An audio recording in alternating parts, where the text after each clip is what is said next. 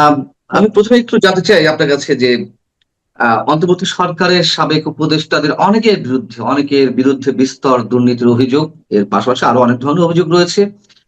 আহ, সেই অভিযোগের ভিত্তিতে আমাদের একজন পরিচিত মুখ আইন অঙ্গনে এবং রাজনৈতিক অঙ্গনেও, ব্যারিস্টার সারওয়ার হোসেন, তিনি আসিফ নজরুলের বিরুদ্ধে তদন্তের জন্য 100 কোটি টাকা দুর্নীতির অভিযোগে একটি আবেদন দিয়েছেন দুর্নীতি দমন কমিশনে। আপনার কি মনে হয় যে এই ধরনের অভিযোগের কোনো তদন্ত দুদক থেকে করা হবে, অথবা করলেও সেটি আসলে ফ্রি অ্যান্ড ফেয়ার ওয়েতে করা হবে? দেখেন, তারেক রহমান সরকার উনি দায়িত্ব নেওয়ার পর আমাদেরকে একটা ধারণা দিয়েছিলেন যে ওনারা আইনের শাসন কায়েম করবেন। এখন আইনের শাসন কায়েম হয়েছে আমরা ধরে নিই আপাতত, যেহেতু উনি বলেছেন, উনি তো আর মিথ্যা বলবেন না। এখন আইনের শাসন কায়েম হয়েছে কি হয় নাই, এটা প্রমাণের জন্য হলেও আমি মনে করি তদন্তগুলি হওয়া উচিত, এবং সম্ভাব্য সব ক্ষেত্রে, কেবল ওনার ক্ষেত্রে না। দেখেন, একটা জিনিস আমি বলি আপনাকে, তারেক রহমানের এই মুহূর্তে প্রধানমন্ত্রী যিনি প্রিন্সিপাল সেক্রেটারি আছেন, খলিলুর রহমান সাহেব, খলিলুর রহমানের নাম কি, সাত্তার সাহেব, সরি, জি। ABM সাত্তার সাহেব, উনি তো প্রাইম মিনিস্টারের প্রিন্সিপাল সেক্রেটারি। উনি কিন্তু তত্ত্বাবধায়ক সরকারের আমলে একটা প্রকাশ্য অনুষ্ঠানে বলেছিলেন যে ওনার কাছে 8 জন উপদেষ্টার দুর্নীতির তদন্ত রিপোর্ট ওনার কাছে আছে, গোয়েন্দা রিপোর্ট ওনার কাছে আছে। কাজে সরকারের কাছে তো আছে, সরকার ওগুলো নিয়ে তদন্ত করতে পারে। তো আমি একজন পার্টিকুলার ব্যক্তিকে সিনিয়র আউট করতে চাই, যেখানে নাকি 8 জন উপদেষ্টা দুর্নীতি গোয়েন্দা রিপোর্ট এমন একজন ব্যক্তির কাছে আছে, যিনি এই মুহূর্তে তারেক রহমান সাহেবের প্রিন্সিপাল সেক্রেটারি। তাহলে ওইটা ধরে টান দিলে তো হয় কেন? কারণ ওটা যদি আপনি তদন্ত না করেন, তাহলে বুঝতে হবে যে আপনি এই দুর্নীতিগুলোকে সাপোর্ট করছেন। আর যদি আপনি দুর্নীতিকে সাপোর্ট করেন, অন্য কারো দুর্নীতিকে কেন করছেন? দুর্নীতি বিনিময় করছেন। অনেক সময় এরকম হয় যে দুর্নীতি বিনিময়ে আরেকজন দুর্নীতি আপনি দেখলেন না। এইগুলি কিন্তু জরুরি আমি মনে করি। যদি এটা ওনারা এই সাত্তার সাহেবের ওটা নিয়ে আমি মনে করি সিরিয়াসলি আলোচনা হওয়া উচিত, এবং যদি আলোচনা না হয় তাহলে সাত্তার সাহেবের বিরুদ্ধে অ্যাকশন নেওয়া উচিত। কারণ উনি 8 জন উপদেষ্টার ইজ্জত দিয়ে টান দিচ্ছেন, এবং এবার 8 জনের নাম বলেন নাই। নাম না বলাতে কি হয়েছে, সব উপদেষ্টা হইতে পারে এই 8 জন। কাজে এটা তো একটা ভয়ঙ্কর কাজ উনি করছেন। কাজে হয় ওটার বিচার হওয়া উচিত, নয় সাত্তার সাহেবের বিচার হওয়া উচিত। কিন্তু সাত্তার সাহেব কিন্তু আমাদের প্রধানমন্ত্রী কোলের মধ্যে নিয়ে বসে আছেন, উনি তো প্রিন্সিপাল সেক্রেটারি। তাহলে সাত্তার সাহেব ঠিক আছে, আর সাত্তার সাহেব যদি ঠিক থাকেন, তাহলে ওই 8 জনের বিচার হচ্ছে না কেন? ভাই, এটা তো আপনারা তো একটা গুরুত্বপূর্ণ জায়গা আছেন, গুরুত্বপূর্ণ জায়গায় বসে তো রসিকতা আর কি করার জায়গা না এটা। এটা বোঝাতে হবে। আপনারা কি জনগণকে কি মানে মনে করেন, কি মনে করেন আপনারা যে যাই তাই বলবেন? আবার এটা কি? আজকে সকালে আবার আরেকটা জিনিস আমি বলি, এটা বলে শেষ জি, করি। জি, জি। আজকে সকালে আবার দেখলাম যে দায় মুক্তির অধ্যাদেশ পাশ হচ্ছে। হুম। আমি আসলে বোঝার চেষ্টা করলাম যে জুলাই যোদ্ধাদের দায় মুক্তি মানে কি। তো ডক্টর আসিফ নজরুল বলে আমি জুলাই যোদ্ধা, তাহলে এখন উনি কি দায় মুক্তি পাবেন কিনা, অথবা কোন পর্যন্ত দায় মুক্তি পাবেন, এটাও তো বলা বড় কঠিন। মানে আমি এখন কিছু বুঝি না। আমি আমি আরেকটা কথা বলে রাখি ভাই, কোনো কিছুর দায় মুক্তি হয় না। দায় মুক্তি যে হয় না, এটা আমরা আগেও বহুবার দেখছি। পরবর্তী সরকার এসে কিন্তু এটা দায়ের মধ্যে ঢুকাই দেয়। এখন যা বুঝেন, আপনারা যা ভালো মনে করেন তাই করবেন। আমার প্রশ্ন হচ্ছে যে, আফতার সাহেব তো বলেছেন, আমরা হঠাৎ করে দেখলাম তিনি থেমে গেলেন, সেটা নিয়ে আর কোনো ধরনের কোনো কিছু হলো না, এবং তিনি এখন তারেক রহমান সাহেবের কোলের মধ্যে রয়েছেন বা বুকের মধ্যে রয়েছেন, আপনি যেভাবে বলছেন। আমরা কি তাহলে ধরে নেব, যদি সাত্তার সাহেব সঠিক হয়ে থাকে, বা এই যে যে অভিযোগগুলো উঠছে যদি সঠিক হয়ে থাকে, তা এবং সেই জায়গা থেকে যদি তদন্তগুলো না হয়, আহ, তাহলে মানে পূর্ববর্তী সরকার, অন্তর্বর্তী সরকারের রাঘব বোয়ালদের সঙ্গে বর্তমান সরকারের এক ধরনের আন্ডার টেবিল এগ্রিমেন্ট রয়েছে। এবং আপনি দুদকের কথা বলেছেন, আমরা তো দুদককে তো কখনোই সেভাবে কার্যকর হতে দেখিনি, সেটি আওয়ামী লীগ আমল হোক, অন্তর্বর্তী সরকার আমল হোক, তার আগে বিএনপি সময় যখন দুর্নীতি দমন ব্যুরো ছিল তখনও হোক, এখনো হোক, আমরা দেখেছি এটি রাজনৈতিক প্রতিষ্ঠানে পরিণত হচ্ছে, রাজনৈতিক ভাবে হয়রানি করার জন্য মানুষ যখন যেটা প্রয়োজন সরকারের নির্দেশে সেটি করে। সাবেক উপদেষ্টা আসিফ মাহমুদ সজীব ভুঁইয়ার এপিএস এর বিরুদ্ধে তার নিজের বিরুদ্ধে অভিযোগ উঠলো, আর সরকারের আরো অনেক উপদেষ্টা, স্বাস্থ্য উপদেষ্টা এপিএস এর বিরুদ্ধে অভিযোগ উঠলো, এবং সেগুলো কোনোটি তদন্ত হয়নি। দুই একটি হয়তো হয়েছে, সেগুলো আবার ওই ধরনের দায় মুক্তি দিয়ে গেছে, মানে কোনো ধরনের কোনো অন্যায় হয়নি। সেই জায়গা থেকে আমরা কিভাবে বিশ্বাস করবো? আপনি যে বলেন যে হওয়া উচিত, আদৌ ভবিষ্যতেও হবে কিনা? এটা হবে কিনা এটা কিন্তু ভবিষ্যৎ বলতে পারবে। যদিও বাংলাদেশের আমরা যদি ভবিষ্যৎকে যদি অতীতের আলোকে বিচার করি, অতীতের আলোকে যদি ভবিষ্যতে চিন্তা করি, তাহলে আমাকে বলতে হবে যে হবে না। কারণ কখনোই হয় না। বাংলাদেশের ইতিহাস বলে যে কখনোই কোনো বিচার হয় না। যে বিচারটা হয় সেটা হলো রাজনৈতিক বিচার। যেমন ধরেন এই সরকার, মানে আমাদের এই বর্তমান যে বিএনপি সরকার আছে, বিএনপি সরকার 111 সরকারের বিচার করবে, আওয়ামী সরকারের বিচার, কিন্তু অন্তর্বর্তীকালীন সরকারের বিচার করবে না। যেটা আমরা আগে দেখেছি যে আওয়ামী লীগ বিএনপি সরকারের বিচার করেছে, বিএনপি সরকারের নেতা যে যারা নাকি ছিল, মন্ত্রী ছিল, তাদের বিচার করেছে, কিন্তু 111 যারা কুশীলভ ছিল তাদেরকে প্রাইজ পোস্টিং দিচ্ছে, তাদের কিন্তু বিচার করে নাই। মানে তখন বলা হয়েছিল যে 111 ধারাবাহিকতাই হলো গিয়া আওয়ামী লীগ সরকার। তো এখন অনেকে বলছেন ওটা সরাসরি প্রমাণ করা যায় নাই, কারণ 111 যারা যেমন মাসুদউদ্দিন চৌধুরী ছিলেন তাকে ওনারা আবার বানাই দিচ্ছেন, আপনার অস্ট্রেলিয়ার রাষ্ট্রদূত বানাই দিচ্ছিলেন। তো বোঝা যায় যে ওই সরকারের লোকজন তারা বিভিন্ন জায়গায়, গুরুত্বপূর্ণ জায়গায় এবং ভালো ভালো জায়গায় পোস্টিং দিয়ে প্রমাণ করেছেন যে ওনারা আসলে ওই সরকারের ধারাবাহিকতা। আবার এবার আমরা তাই দেখলাম, এবারে খলিলুর রহমানকে একদম পররাষ্ট্রমন্ত্রী বানিয়ে ফেলেছে। এটা তো একটু লজ্জা শরম ছিল, দূরে রাখছে। এরা ওইটা ওই শরমটাও পাচ্ছে না, নিজেরা পররাষ্ট্রমন্ত্রী, গুরুত্বপূর্ণ মন্ত্রী বানাচ্ছে। তার মানে এখান থেকে কিন্তু বোঝা যায় যে ইউনূস সরকারের আসলে এক ধরনের ধারাবাহিকতা এই বিএনপি সরকার। কাজেই বিএনপি সরকারের মাধ্যমে অন্তর্বর্তীকালীন সরকারের কোন উপদেষ্টার কোন খুব একটা বিচার হবে অথবা তাদের প্রশ্নের মুখে তোলা হবে, এটা আমার কাছে মনে হয় না। এর মধ্যে অনেকে তো দেশ ছেড়ে চলে গেছেন। ফয়েজ আহমেদ তোয়েব, যিনি ডক্টর ইউনূসের বিশেষ সহকারী ছিলেন, আমাদের সাবেক একজন প্রভাবশালী উপদেষ্টা আদিলুর রহমান খান, তিনি নেপালের নির্বাচন পর্যবেক্ষণের নামে গেছেন, তিনি ফিরে এসেছেন কিনা আমি আদৌ জানি না, আপনার কাছে কোনো তথ্য আছে কিনা সেটা আমি বলতে পারবো না। তবে ধারণা করা হয় যে তিনি ওটির নাম করে তিনিও দেশ ত্যাগ করেছেন।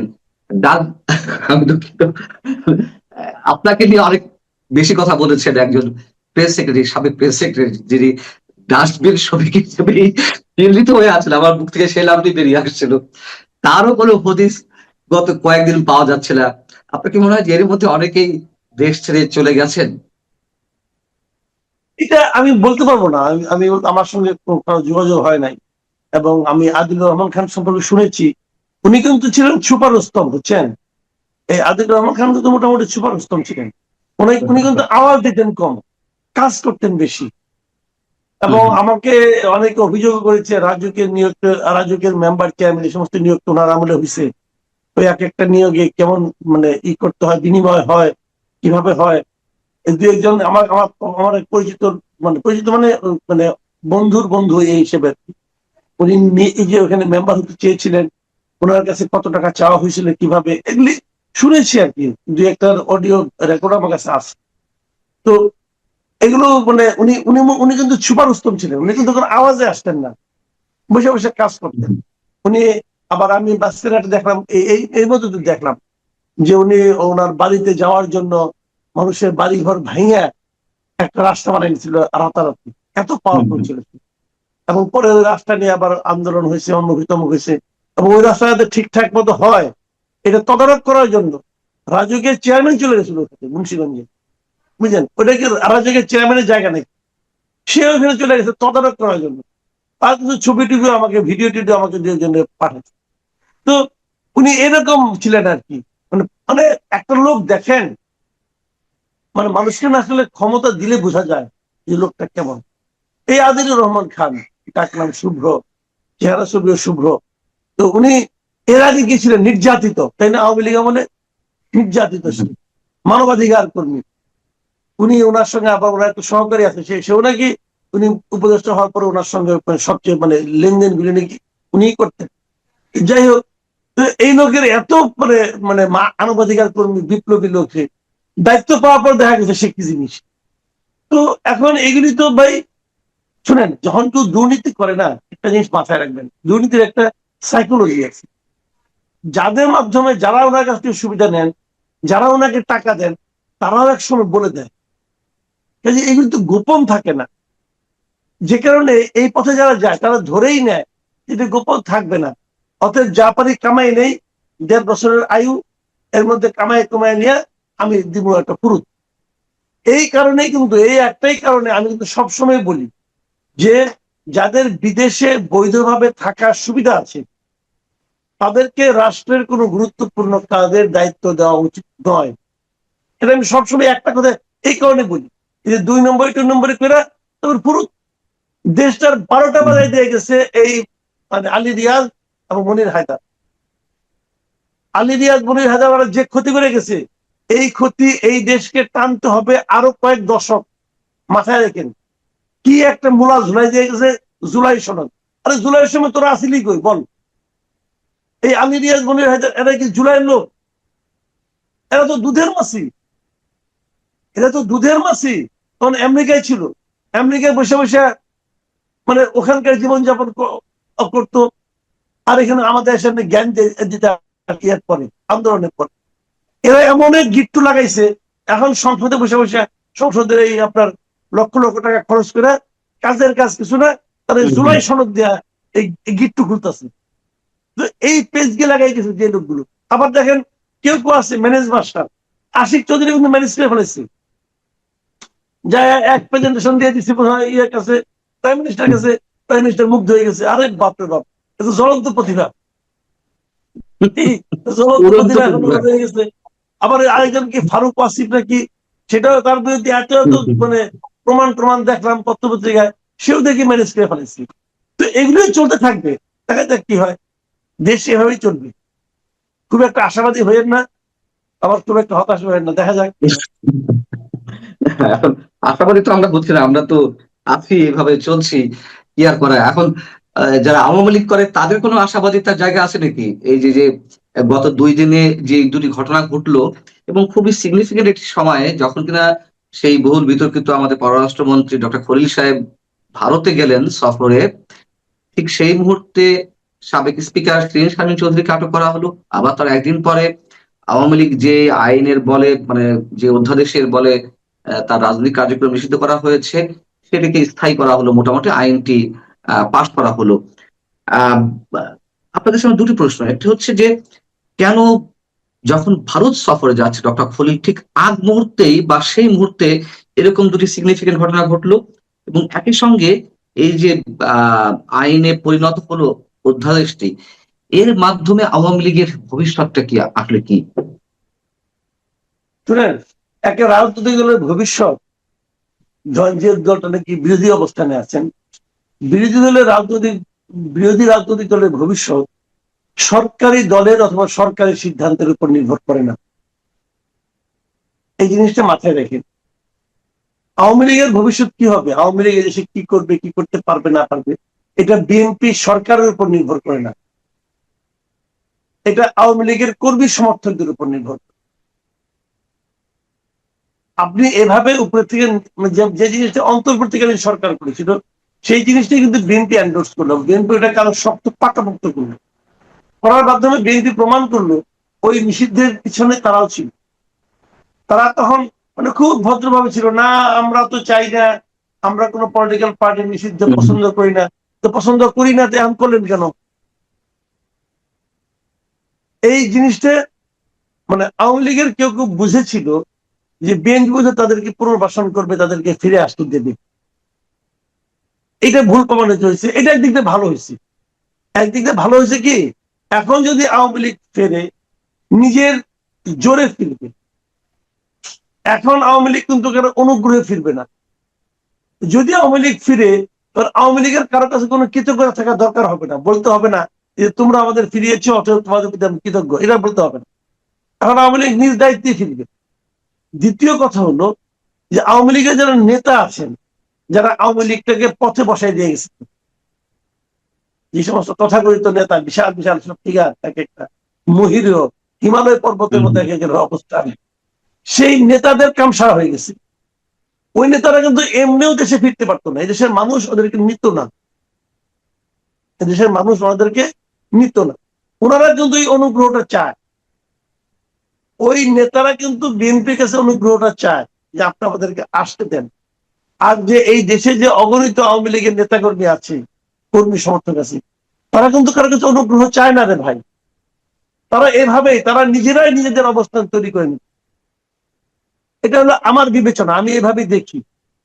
কারণ বাইরের নেতারা যারা আছে তাদের দুইজন তো আমি আমাকে ফোন টোন করে, আবার লোকাল যারা আছে তাদের সঙ্গে আমার কথাবার্তা হয়, সবার সঙ্গে। ভাই এটা তো ছোট দেশ, সবাই সবাইকে চেনে, হয় না পরিচিত। কিন্তু ওই বাইরের লোকদের মধ্যে আকুতি বেশি, তাদের মধ্যে হতাশাটা বেশি, যে বিএনপি কেন আমাদেরকে নিষিদ্ধ করে দিল। কিন্তু আপনার এই এই কথা নিষেধ সত্যি, এটা আমি নিয়ে কিন্তু সাপ্লিমেন্ট কোশ্চেন করি যে আওয়ামী লীগ কারো আনুকূল্য চায় না, কিংবা দয়া চায় না, দাক্ষিণ্য চায় না, তারা নিজেদের মতো করে ফিরবে। আহ হয়তো তার নানান ধরনের প্রক্রিয়া আছে, কিন্তু আমি এই জায়গাটায় একটা প্রশ্ন না করে পারছি না। আওয়ামী লীগ সরকারের সময় আমাদের সাংবাদিকদের মধ্যে, সিনিয়র জার্নালিস্টদের মধ্যে একটা অংশ চরম চাটুকারিতা শুরু করলেন। এবং আমি মনে করি যে শেখ হাসিনা যদি স্বৈরাচার হয়ে ওঠেন, তার স্বৈরাচারিত্বের পিছনে এই সাংবাদিকরা, এই চাটুকার সাংবাদিকরা অন্যতম মুখ্য ভূমিকা পালন করেছেন। ঠিক এই মুহূর্তে এসে সাংবাদিকদের মধ্যে সেম আরেকটি অংশ, বিএনপি পন্থী বা জামাতপন্থী সাংবাদিকদের একটি অংশ চাটুকারিতা শুরু করেছেন, এবং চাটুকারিতার লেভেল কোন পর্যায়ে পৌঁছেছে, এই যে আওয়ামী লীগ ফিরবে কি ফিরবে না, ঠিক সাবেক প্রধানমন্ত্রীর সংবাদ সম্মেলনগুলোতে বিএনপি সম্বন্ধে বিশদগার করে নানান ধরনের প্রশ্ন করা হতো শেখ হাসিনাকে। এই মুহূর্তে এসে আবার তারেক রহমানকে দেশ বা বিদেশে বসে, আপনি বুঝলেন কারা, কোন সিনিয়র জার্নালিস্ট পরামর্শ দিচ্ছেন আওয়ামী লীগকে নাকে খত দিতে হবে, দরখাস্ত করতে হবে, আবেদন করতে হবে, আমরা আর কিছু করব না, আমাদের রাজনীতি করার অনুমোদন দেন, এবং অবশ্যই শেখ হাসিনাও আসতে পারবে না, এবং অবশ্যই তাদের বিচার প্রক্রিয়া অব্যাহত রাখতে হবে। নানান ধরনের কথাবার্তা বলছে, পরামর্শ দিতে পারে, সমস্যা নাই, কিন্তু যেগুলো চাটুকারিতার জায়গা থেকে এগুলো দেয়া হয়, সেই ধরনের ভবিষ্যৎ কি বিএনপির জন্য ওয়েট করছে, যদি বিএনপি সেগুলো অ্যাপ্লাই করে আওয়ামী লীগের মতন? এই চাটুকারিতা চলতে থাকবে। এটা খালি সাংবাদিকতা না, সাংবাদিকতাটা দেখা যায়। আমরা তো অন্তত চাটুকারিতা চলছে না, চলছে। আপনি এখন একটা কথা বললেন, যে কোনো একটা মিনিস্ট্রিতে আপনি যান, এখন যে লোকটা জয়েন্ট সেক্রেটারি, ঠিক আছে, তো সে তো এক সময় অ্যাসিস্ট্যান্ট সেক্রেটারি ছিল, সিনিয়র অ্যাসিস্ট্যান্ট সেক্রেটারি ছিল, ডেপুটি সেক্রেটারি ছিল, এখন জয়েন্ট সেক্রেটারি। তো এই প্রমোশন গুলো সে আওয়ামী লীগ আমলে পায় নাই, আওয়ামী লীগ আমলে পেয়েছে। আওয়ামী লীগের সুবিধাভোগী না, সুবিধাভোগী। এবং আওয়ামী লীগ এখন যে কথাটা বলা হয় যে আওয়ামী লীগ আমলে সমস্ত নিয়োগ হচ্ছে দলীয় বিবেচনায়, এরাও দলীয় বিবেচনাতে আসছে। তো তারা এখন তো বিরাট বিএনপি, সে আলাপ করে দেখেন তো, তারা প্রমাণ করে দিবে 14 গোষ্ঠী আসলে বিএনপি ছিল। যখন বিএনপির জন্ম হয় নাই তখনও তারা বিএনপি মনোভাবাপন্ন ছিল। এইগুলো সব বিএনপি এখন। তো এগুলি কি চাটুকারি করতেছে না তারা? তারা তখন প্রতিনিয়ত চাটুকারিতা করতেছে। তো তারা তাদের মতো করতে থাকবে, তাদের অস্তিত্ব রক্ষার জন্য করতে থাকবে, অথবা তারা আরো উপরে ওঠার জন্য করতে থাকবে। প্রশ্ন হলো, যারা ক্ষমতায় আছেন তারা এই চাটুকারিতাটাকে কতটুকু গ্রহণ করছেন তার উপর। যখন গ্রহণ করবেন, তখন গ্রহণ করলে কি পরিণতি হয় সেটা তো আমাদের চোখের সামনে আছে। চাটুকারিতা চলতে থাকবে, সবাই করবে, সাংবাদিকরাও করবে। এই সাংবাদিকগুলো আমরা চিনি না। আমি তো আমাদের সাংবাদিকদের বলি যে আমাদের সাংবাদিকদের মধ্যে একটা মিউজিক্যাল চেয়ারের মতো ব্যাপার স্যাপার আছে। সেটা হলো, এরা এক সময় থাকে বাঘ, ক্ষমতা পরিবর্তন হয়ে গেলে হয়ে যায় বিলাই। আগের বিলাই এখন হয় বাঘ, আর আগের বাঘ এখন হয়ে গেছে বিলাই। আবার এটা মিউজিক্যাল চেয়ার থাকবে, মিউজিক তো বাজবে, মিউজিক বাজলেই কিন্তু চেয়ারের চারদিকে হাঁটতে হবে, ঘুরতে হবে। মিউজিক বাজবে, আবার ঘুরবে, আবার বাঘ ও বিলাইয়ের খেলা আমরা দেখবো, সমস্যা নাই, এগুলি হয়। বাট এদের কিন্তু আমরা চিনি, এরা বড় বড় ফিগার, এদের প্রতি কারো কোনো শ্রদ্ধা আছে? আমি তো মনে করি না। যে প্রশ্নটা ছিল আপনার কাছে, আমার শেষ প্রশ্ন ওটা একটু মনে করে দিই, যে যখন ভারত সফরে গেলেন আমাদের বিতর্কিত পররাষ্ট্রমন্ত্রী, ঠিক সেই মুহূর্তে দুটি সিগনিফিকেন্ট ঘটনা ঘটলো। আহ, এর মধ্য দিয়ে আসলে কোনো মেসেজ পাওয়ার চেষ্টা করা যেতে পারে নাকি এটা কোইন্সিডেন্ট? এটা হতে পারে, এটা কোইন্সিডেন্স হতে পারে, আবার এর মধ্যে একটা মেসেজ আছে, মেসেজ থাকতে পারে এই কারণে তারা হয়তো এই দুটো ঘটনা ঘটে ওখানে যে দেখবে যে ভারত তাদের কোনো রিয়াকশন দেয় কিনা, ভারত বলে কিনা এই কাজটা আপনারা ঠিক করেন নাই। তাহলে যদি না বলে তাহলে তারা এই কাজ আরো চালাতে থাকবে, আর যদি বলে তখন বলবে যে না ভারত এটা পছন্দ করে নাই, তখন একটা হবে। কিন্তু আমার ধারণা ভারত এটা কিছু বলবে না, ভারতের অত ঠেকা পড়ে নাই। ভারত ভাই তার এখানে একটু তাবেদার সরকার চায়, বেসিক্যাল কথা যেটা এটা। ভারত ঠিক তাবেদারও বলি না, তাবেদার পাইছিল এর আগে, মানে তারা এমন একটা সরকার চায় যারা তাকে ডিস্টার্ব করবে না। এই চাওয়াটা তো অন্যায় না, এটা তো আমরাও চাই। আমরা চাই না, আমরাও চাই যে আমাদের চারপাশে যারা থাকবে তারা আমাকে ডিস্টার্ব করবে না। কারণ আনফরচুনেটলি আমাদের চারপাশে ভারতীয় আছে, আর কেউ নাই। কাজে আমরা চাই আপনারা আমাদের ডিস্টার্ব করেন না। একটু জায়গায় মিয়ানমার আছে, আমরা চাই যে মিয়ানমার যেন তাদের লোকজন আমাদের এখানে না পাঠায়, মিয়ানমার যেন লোকের সঙ্গে সঙ্গে মাদক না পাঠায়, আমরা এগুলি চাই। হ্যাঁ, ওরকম ভারতও চায়, এটা তো অন্যায় কিছু না, ভারত এটা চাইতেই পারে। ভারত চায় না যে আমাদের এখানে এমন একটা সরকার থাকুক যারা এসে বলবে যে আপনার ওই 7 সিস্টারের বিদ্রোহীদেরকে আমাদের এখানে প্রশ্রয় দিব, আশ্রয় দিব, দিয়ে আমরা ওটা আলাদা করে দিব। এরকম সরকার ভারত চায় না, এটাই তো বলবে। কাজেই ওই একজন দুইজন ব্যক্তি শুনেন, যে কোনো সরকারের, যে এই যে মনে করেন আওয়ামী লীগ এই সমস্ত লিডার টিডার ভারতে গেছে দীর্ঘদিন আশ্রয় প্রশ্রয় ছিল, এখন নিয়ে তাদেরকে হয়তো জায়গা দিচ্ছে, কিন্তু তাদের জন্য কি ভারতের খুব মায়া কেন না? তাদের ভারত বসায় খাওয়াচ্ছে না। ওই লোকগুলো এখানে যে লুটপাট করছে, আল্লাহর রহমতে ওইটা দিয়ে তারা তাদের মনে করেন আপনার আরো মানে 2-3 পুরুষ খাইতে পারবে, তারা ওইগুলি খরচ করে খায়, কোনো সমস্যা নেই তো, ভারতের তো কোনো লস নাই। এরা ওখানে যে টাকা পয়সা খরচ করতেছে, রেমিটেন্স আসছে। অনেক অনেক ভালো থাকুন সাংবাদিক ভারতের জিনিস হলো, ভারত ভাই ওই রকম কোনো মায়া কান্না করার জন্য নাই। ভারত কাউকে বসাই দিবে না, তুমি যেই দলই হোক না কেন। যদি ভারতকে ডিস্টার্ব, ভারত যদি মনে করে এ আমাকে ডিস্টার্ব করবে না, ওকে ভাই থাকো, তুমি তোমার মতো চালাও, আমার কি। এবং এই যে ভারত দেখলাম যে একজন হাই কমিশনার নিয়োগ করছে আমাদের এখানে, করতে চাচ্ছে একটা মুসলিম একজন হাই কমিশনার। এটা নাকি খুব মানে কি বলবো, এটা নাকি এরকম নাকি কোনো হয়নি আগে বাংলাদেশে, কখনো ভারত মুসলিম কোনো পররাষ্ট্রমন্ত্রী দেয় নাই, এই প্রথমবার high commissioner sorry high commissioner দেয় নাই, এইবার প্রথম দিল। এবং এই এবং দেওয়াটা একই সঙ্গে রাজনীতিবিদ, মানে পেশাদার ডিপ্লোম্যাট নন। এই যে দিল জিনিসটা, এই জিনিসটা এটা হয়তো আমাদের প্রতি একটা এক ধরনের আমি শুভেচ্ছা মনে করতে পারি আমি, কিন্তু ভালো তো। আমার কথা হলো কি ভাই, ভারত কি পাইলো না পাইলো এই আলোচনা আমার ঠেকা নাই। আমার হলো ভারত আমাকে ডিস্টার্ব করে কিনা, ভারতের কারণে আমি ক্ষতিগ্রস্ত হচ্ছি কিনা, একজন এই দেশের নাগরিক হিসেবে আমি দেখবো না, আমি যেটা চাই ভালো কিছু। ভারতের সঙ্গে সারাক্ষণ যদি ঝগড়াই করি তাহলে আমি দেশে